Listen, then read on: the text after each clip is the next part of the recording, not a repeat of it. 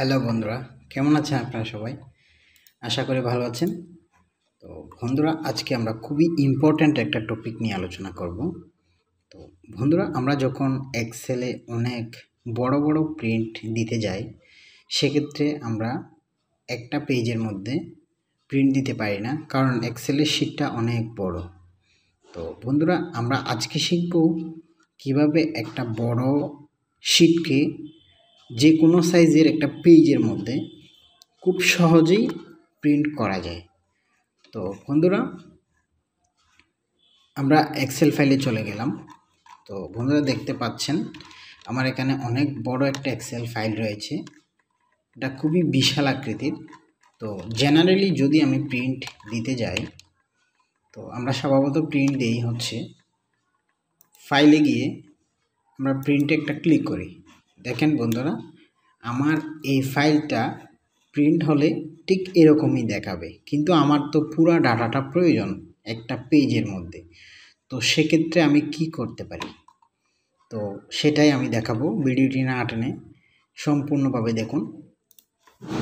তো বন্ধুরা, সর্বপ্রথম আমাদের প্রিন্টারে যেই ধরনের কাগজ রয়েছে, তো বন্ধুরা দেখেন আমার প্রিন্টারের মধ্যে কিন্তু A4 সাইজের কাগজ বর্তমানে রয়েছে।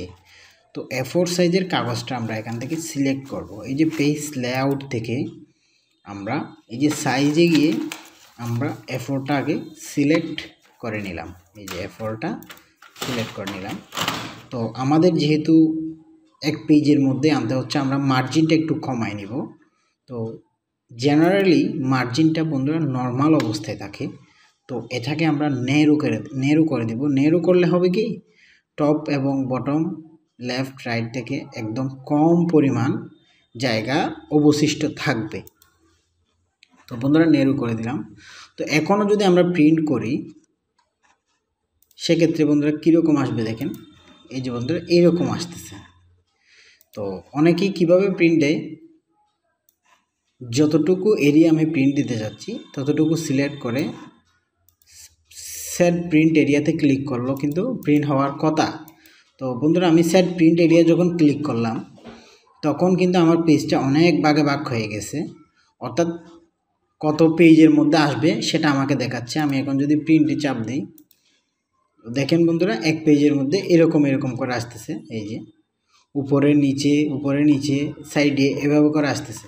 আমি সবগুলো একটু দেখানোর চেষ্টা করতেছি। বন্ধুরা দেখেন, এভাবে আসতেছে। তো আমি পুরাটা আনার জন্য আমরা যে কাজটা করব, সেট প্রিন্ট এরিয়া তো সেট করলাম।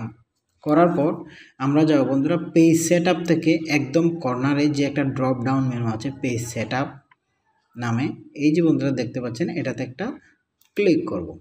এটাতে ক্লিক করার পরে পেজ সেট আপ নামে একটা ডায়লগ বক্স আমাদের সামনে উপস্থিত হবে। তো এখান থেকে বন্ধুরা আমরা এই যে পেজ যেই অপশনটা রয়েছে, এখান থেকে আমরা ফিট করব, অর্থাৎ আমাদের পেজটাকে আমরা ফিট করে নেব। তো বন্ধুরা দেখেন, এই যে ফিট টুতে একটা ক্লিক করব। এটা কয় পেজের মধ্যে আমরা আনতে যাচ্ছি, এই এরিয়াটা এক পেজ। তো এটা এক সিলেক্ট অবস্থায় রয়েছে, পেপার সাইজ সব কিছু দেওয়া আছে। তো বন্ধুরা এখন আমরা ওকে করে দেব। দেখেন বন্ধুরা, ওকে করে দেওয়ার সাথে সাথে এটা কিন্তু সেট আপ হয়ে গেল। এখন যদি আমরা দেখেন ফাইল মেনুতে গিয়ে প্রিন্ট একটা ক্লিক করি, দেখেন বন্ধুরা পুরা ডাটাটা আমার একটা পেজের মধ্যে কিন্তু চলে আসছে। তো বন্ধুরা দেখতেই পাচ্ছেন, খুব সহজে কিন্তু প্রিন্টিংটা আমরা করতে পারলাম।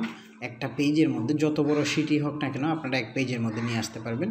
তো বন্ধুরা, ভিডিওটি যদি ভালো লাগে, ভিডিওতে অবশ্যই একটা লাইক দিবেন, কমেন্ট করবেন, শেয়ার করবেন, চ্যানেলটি সাবস্ক্রাইব করে রাখবেন। তো বন্ধুরা, পরবর্তী কোনো ভিডিওতে দেখা হবে। ধন্যবাদ।